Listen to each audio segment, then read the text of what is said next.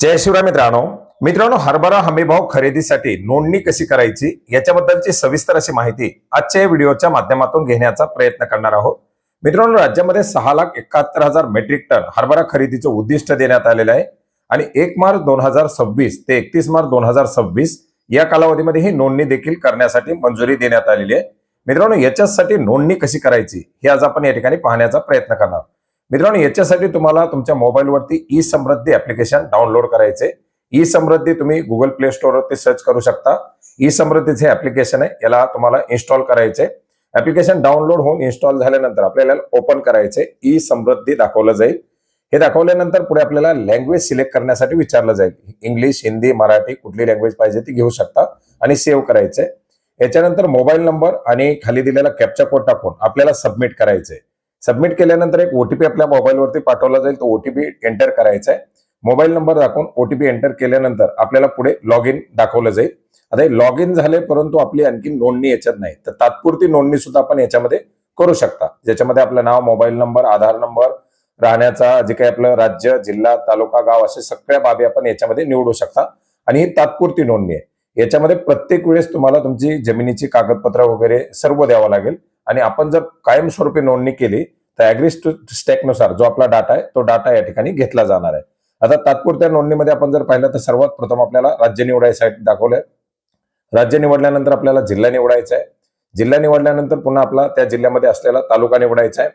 तालुका निवडल्यानंतर आपलं जे काही गाव असेल ते गाव आपल्याला याच्यामध्ये दाखवलं जाईल. गाव निवडायचे. आता आपण अकोला जिल्हा निवडलाय, अकोल्यातील तालुके दाखवले जात आहेत. एक तालुका निवडल्यानंतर त्या तालुक्यातील सर्व गावं दाखवली जातील आणि त्याच्यामधून आपलं जे गाव असेल ते गाव निवडायचे. याच्यानंतर एफपीओ पॅक्स कडे आपल्याला नोंदणी करायची आणि कशाची नोंदणी करायची आहे तर बंगाल ग्राम चना, तर त्याची आपण त्या ठिकाणी नोंदणी करू शकता. 2 त्याच्यामध्ये चणे दाखवलेले, आपला जो चना असेल तो आपण त्या ठिकाणी निवडू शकता. ही तात्पुरती नोंदणी आहे. मी घोषणा करतो की आगामी स्वरूपामध्ये जे काही एमएसपीची खरेदी होईल त्यासाठी मला ही माहिती पुढे वेळोवेळी पाठवली जाईल आणि सबमिट करायचंय. पण आता आपल्याला करायची परमनंट नोंदणी, त्याच्यामुळे आपल्याला डायरेक्टली आपण हे शेतमाल पाठवू शकतो. शेतकऱ्याची नोंदणी केवायसी साठी, आधार, बँक सेटिंगसाठी, तपासणीसाठी सर्व वापरलं जाईल आणि ते आपण जतन करत आहोत एक त्या ठिकाणी माहिती दिलेली आहे. याच्यामध्ये सर्वात प्रथम आपल्याला राज्य निवडायचंय. आता याच्यामध्ये राज्य निवडायचं महाराष्ट्र.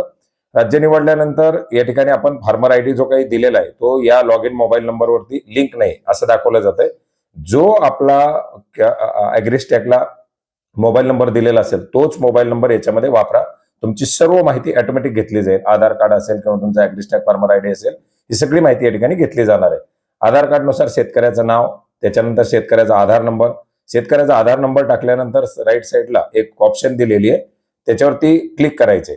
आता आधार नंबर टाकून राईट साईडला ऑप्शनवरती क्लिक केल्याबरोबर ते सायक्रोनाइज होणार आहे. त्या आधारची जी काही माहिती ती आपल्याला त्या ठिकाणी दाखवली जाईल. आता याच्यामध्ये आपण आधार नंबर एंटर केलेला आहे. आधार नंबर एंटर करून सायक्रोनाइजला क्लिक केल्याबरोबर त्या ठिकाणी आपल्याला पुढं प्रमाणीकरणासाठी संमती विचारली जाते की आपण ओटीपी नुसार करणार, आपल्या फिंगरप्रिंट नुसार करणार आहात की फेस आधार आरडीने करणार आहात.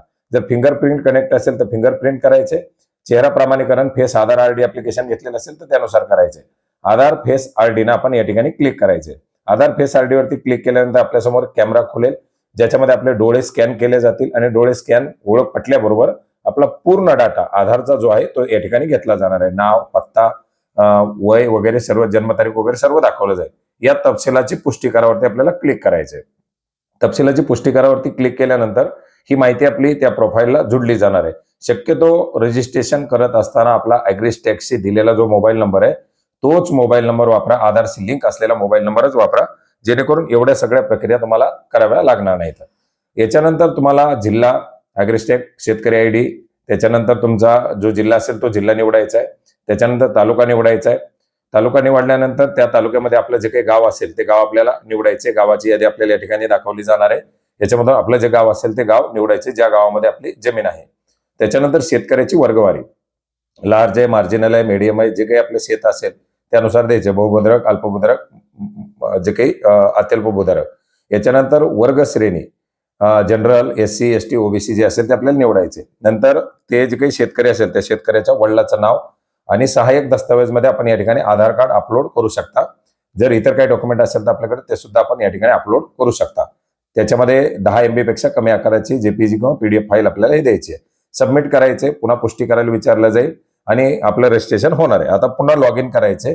लॉग इन मध्ये तोच मोबाईल नंबर, खाली दिलेला कॅप्चा कोड, त्याच्यावरती आलेला OTP आपल्याला या ठिकाणी एंटर करायचा आहे. OTP एंटर केल्यानंतर आपल्याला या ठिकाणी लॉग इन होणार आहे. लॉग इन झाल्यानंतर पुन्हा आता आपल्याला पाहू शकता या ठिकाणी बँकेचा तपशील, नॉमिनीची नोंदणी, योजनेत सहभाग अशा ऑप्शन दाखवल्या जात आहे. याच्यामध्ये बँकेचा तपशील आता चेंज करायची गरज नाही. आता डायरेक्टली आपल्याला नोंदणीवरती क्लिक करायचे. नोंदणीवरती क्लिक केल्यानंतर आपला आधार नंबर, फार्मर ID, शेतकऱ्याचं नाव, ॲग्रिस्टेक फार्मर ID आपल्याला या ठिकाणी द्यायचा आहे. मोबाईल नंबर आहे. योजना कोणती, तर योजना याच्यामध्ये PSS चना प्रोक्युरमेंट रबी 2026 घ्यायची आहे. प्राइस सपोर्ट स्कीम म्हणजे हमीभाव खरेदी केंद्र जे आहे, हमीभाव खरेदी योजना जी आहे त्याच्या अंतर्गत आपल्याला हा चना प्रोक्युरमेंट रबी 2026 निवडायचं आहे. याच्यावरती आपल्याला ही योजना क्लिक केल्यानंतर रबी 2026 या ठिकाणी आपल्याला दाखवले खाली चना, ही सगळी माहिती पाहिल्यानंतर आपल्याला जमिनीचा तपशील जोडायचा आहे. तुम्ही जर ॲग्रिस्टेक फार्मर ID त्याच्या रिलेटेड दिलं तर तुम्हाला सर्व माहिती ऑटोमॅटिक ॲग्रिस्टेक नुसार घेतली जाणार आहे. याच्यामध्ये जिल्हा, तालुका, परत गावाचं नाव दिल्यानंतर आपला जो काही जमिनीचा सर्वे नंबर आहे तो सर्वे नंबर द्यायचा आहे. खाते नंबर द्यायचा आहे. खाते नंबर दिल्यानंतर बाजूला जे सिंक्रोनाइज ऑप्शन आहे त्याच्यावरती क्लिक करायचे.